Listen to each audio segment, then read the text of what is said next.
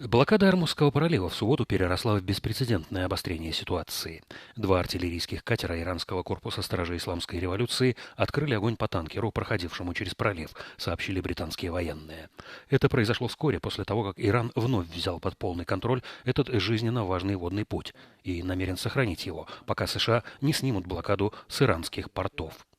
В пятницу Иран вновь открыл пролив для торговых судов, но затем американский президент Дональд Трамп заявил, что блокада портов останется в полной силе до тех пор, пока Тегеран не достигнет соглашения с Вашингтоном, в том числе по его ядерной программе.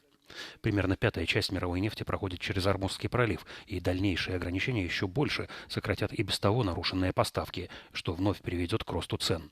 Трамп сообщил журналистам, что Тегеран согласился передать свой обогащенный уран. Это ключевой спорный момент в переговорах. Однако Иран опроверг это заявление, заверив, что свои запасы обогащенного урана никому передавать не собирается.